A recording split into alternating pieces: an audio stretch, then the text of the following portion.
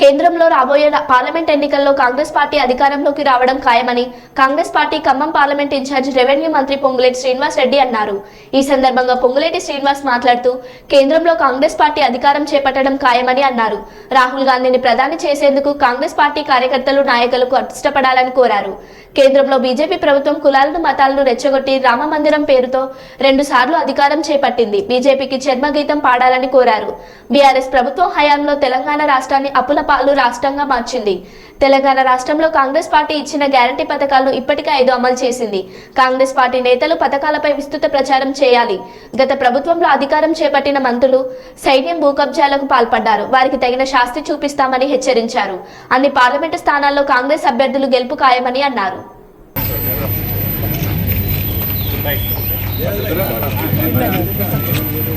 जोहार बीआर अंबेडकर, जोहार जोहार अमर है बीआर अंबेडकर, अमर है जगन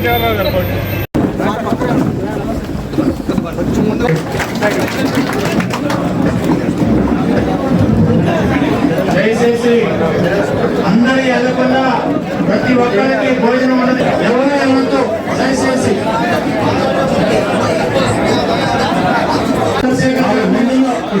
ఇక్కడ ఉన్నాడు. మన పట్టణ కాంగ్రెస్ అధ్యక్షుడు ఎదురు సీతారాము గారిని కాంగ్రెస్ పార్టీ ముఖ్య కార్యకర్తల రెవెన్యూ శాఖ మంత్రి వర్యులు పొంగులేటి శ్రీనివాస్ రెడ్డి గారి అభ్యర్థిగా నిర్ణయించిన శిరస వహిస్తూ ప్రారంభించుకున్నాం.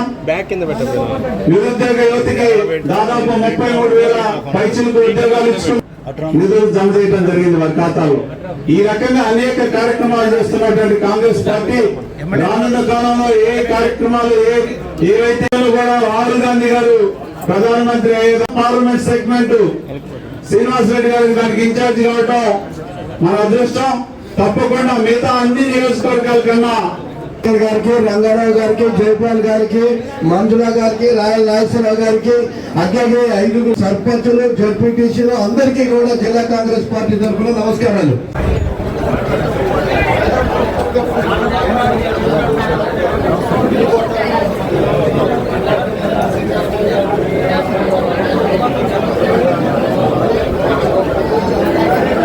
పాత వాళ్ళు కూడా కలిపి కన్వెన్స్ చేసుకుందాం. ఎందుకంటే పార్లమెంట్ ఎన్నికల తర్వాత స్థానిక ఎన్నికలు వస్తాయి కాబట్టి అందరం కూడా ఏదైతే కేసీఆర్ మనం కాంగ్రెస్ పార్టీని అన్యాయం చేసిండో అదే విధంగా మనం అందరం కూడా పాత శాత అందరం కలిసికట్టులో ఉండి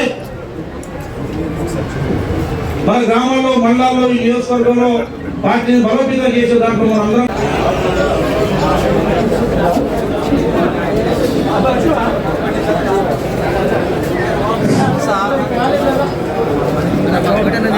కోఆర్డినేషన్ కమిటీకి చెప్పారు పెద్దలు మనకి శ్రీనివాస్ రెడ్డి గారే. సమావేశం యొక్క ముఖ్య ఉద్దేశం మీకు తెలియంది కాదు.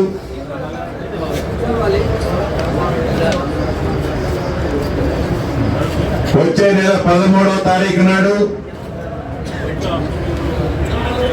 తెలంగాణ రాష్ట్రంలోని 17 పార్లమెంటు స్థానాలకు ఎంపీ ఎన్నికలు జరగబోతున్నాయి. ఈ ఎన్నికల్లో 17కు 17 స్థానాలు కాంగ్రెస్ పార్టీ అభ్యర్థులు నిలబడుతున్నారు. కాంగ్రెస్ పార్టీ అభ్యర్థుల్ని తెలంగాణ రాష్ట్రంలో అత్యధిక సీట్లు గెలిపించుకొని ఈ భారతదేశం బాగోగుల కోసం, ఈ భారతదేశ ప్రజల కోసం, ఈ భారతదేశాన్ని ఉన్నత స్థానంలో ఉంచడం కోసం ఏదైతే ఆనాడు శ్రీమతి ఇందిరాగాంధీ గారు, రాజీవ్ గాంధీ గారు మనందరి కోసం, కాంగ్రెస్ పార్టీ కోసం, భారతదేశ ప్రజల కోసం ప్రాణాలు అర్పించిన సంగతి మీకు తెలుసు.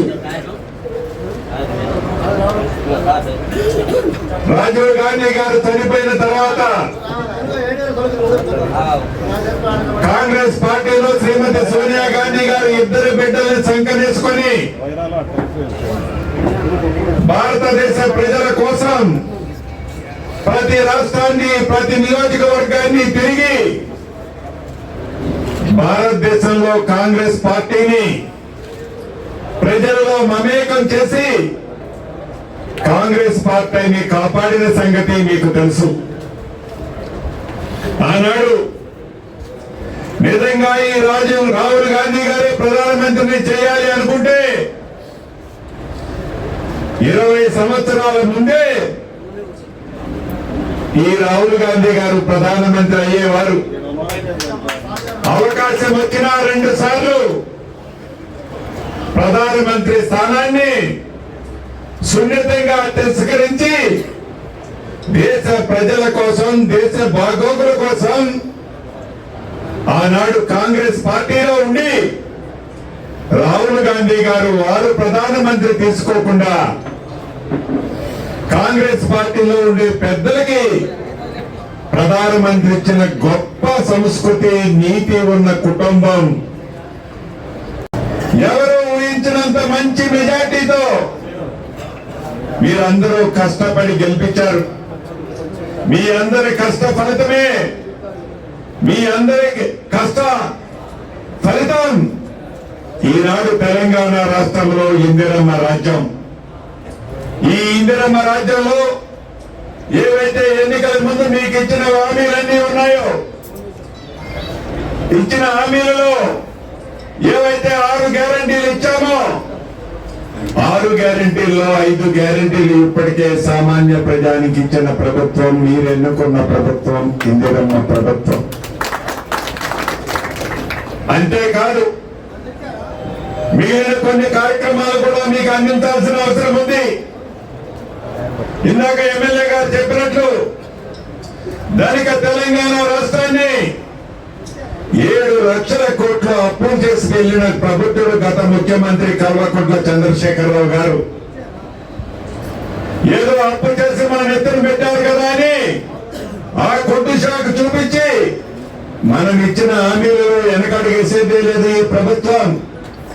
ఎన్ని ఇబ్బందులు ఎదురైనా మనసుంటే మార్గం ఉంటుంది అనే విధంగా రాష్ట్ర ప్రజలకి ఈ కాంగ్రెస్ పార్టీ ఇందిరమ్మ రాజ్యం ఏదైతే హామీలు ఇచ్చాయో, ఇచ్చిన హామీలన్నింటినీ మన గౌరవ ముఖ్యమంత్రి రేవంత్ రెడ్డి గారి నాయకత్వంలోని కేబినెట్ మంత్రులమైన మేమందరం ఆర్ఎస్ కష్టపడి తెలంగాణ బిడ్డల మనసుల్లో శాశ్వతంగా ఇందిరమ్మ రాజ్యం ఉండే విధంగా చిత్తశుద్ధితో, నిజాయితీతో ఈనాడు మీకు పాలన అందిస్తున్నామని కూడా మీకు తెలియని విషయం కాదు. నిన్న మొన్న మనం చూస్తున్నాం, పోయిన ఎన్నికల్లో నా ఒక్కరి ఫోన్లో ట్యాప్ చేయలే. ఇక్కడ ఉన్న 100 మంది మనుషుల ఫోన్లు మీరు మీ భార్యతో మాట్లాడినా, మీ కొడుకుతో మాట్లాడినా, మీరు ఎవరితో మాట్లాడినా మనకి స్వేచ్ఛ లేకుండా ఒక్క శ్రీనివాసరెడ్డి గారి ఫోనో, ఒక్క రేవంత్ రెడ్డి గారి ఫోనో వాళ్ళు ఆనాడు ట్యాప్ చేయలే. వేలాది మంది ఫోన్లు ట్యాప్ చేసి ప్రతి మనిషికి ఏదైతే స్వేచ్ఛ ఉంటుందో ఆ స్వేచ్ఛని ఆనాటి ప్రభుత్వం హరించుకున్నదన్న సంగతి కూడా మీకు తెలియంది కాదు. ఆ ఫోన్ ట్యాప్ విషయంలో ఆనాటి మంత్రులు ఏవైతే అవాక్కులు చవాక్కులు పేలుతున్నారో, ఏవైతే వాళ్ళ మీద ఎంక్వైరీలు ఏమని కోరుకుంటున్నారో, ఏవైతే పెద్ద పెద్ద మాటలు చెబుతున్నారో తప్పకుండా మీరు చెప్పారని కాదు, చట్టం తన పని తన చేసుకుంటా పోతుంది. చట్టానికి ఎవరు చుట్టాలు కాదు. ఎవరైతే ఆనాడు ఎవరి ప్రోద్బలం అయితే ఆనాడు ఫోన్ ట్యాపింగ్ జరిగాయో ఆ ఫోన్ ట్యాపింగ్ జరిగిన ప్రతి వాళ్ళకి తప్పకుండా రాబోయే రోజుల్లో ప్రతిఫలము వారు అనుభవించవలసిన అవసరం ఉంటది. అది ఎంత పెద్దవారని చెప్పుకొని ఎర్రవీకిన వాళ్ళైనా ఈ రాష్ట్ర ప్రభుత్వం చట్ట రీత్యా వారందరిపైన తప్పకుండా చర్యలు తీసుకుంటది. ఏదో గుమ్మడికాయ దొంగ ఎవరంటే బుధాలు తరుపుకున్నట్టు ఆనాటి మంత్రులు, గౌరవ ఆనాటి ముఖ్యమంత్రి గారు ఏవైతే అవాక్కులు చవాక్కులు పేలుతున్నారో, ఏదైతే ఈనాడు ఆ ఫోన్ ట్యాప్ విషయంలో ఎంక్వైరీ జరుగుతుందో, ఎంక్వైరీ పూర్తయిన తర్వాత పూర్తి ఆధారాలతో ప్రజల ముందు ఆ ఆధారాలన్నీ ఉంచుతాం. తప్పు చేసిన ప్రతి వాళ్ళని 7 క్షోభలు లెక్క పెట్టించడానికి ఈ ప్రభుత్వం సిద్ధంగా ఉంది. అంతేకాదు, కాంగ్రెస్ 2 పర్యాయాల తర్వాత జరిగిన పరిస్థితి మనకి తెలుసు. దేశంలో మతతత్వాలను రెచ్చగొట్టి, కులతత్వాలను రెచ్చగొట్టి, దేశ ప్రజలను మభ్యపెట్టి, రామచంద్రుడి ప్రభు పేరు చెప్పుకొని, అయోధ్య అక్షంతల పేరు చెప్పుకొని 2 పర్యాయాలు కేంద్రంలో అధికారంలోకి మొన్నటిదాకా పరిపాలించిన ప్రభుత్వం కూడా మనకి తెలియంది కాదు. మతతత్వాలు, కుల చిచ్చులు, అన్నదమ్ములు, భార్యాభర్తల మధ్య పంచాయతీలు పెట్టి 2 పర్యాయాలు ఈ దేశానికి ప్రధానమంత్రి అయిన సంగతి కూడా మనకి తెలియంది కాదు. ఆ ఎన్నికల సభలో దేశ ప్రజలకి చేసిన హామీలు ఏ రకంగా భారతదేశ ప్రజలకు ఇచ్చిందో ఆ ప్రభుత్వంలో పరిపాలించిన పెద్దల సంగతి కూడా మనకి తెలియంది కాదు. ఇప్పుడు మనకి అవకాశం వచ్చింది. ఈ దేశానికి ప్రధానమంత్రిని చేసే అవకాశం, రాహుల్ గాంధీ గారిని ప్రధానమంత్రి చేసే అవకాశం వచ్చింది.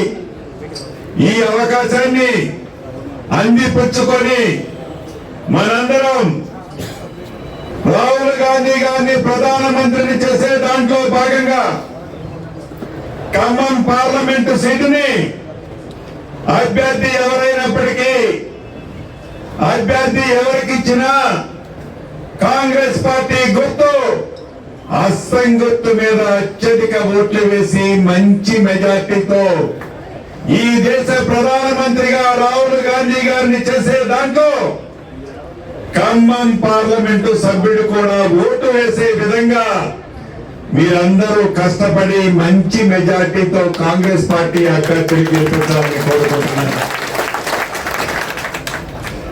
మొన్న మీరందరూ కష్టపడ్డారు.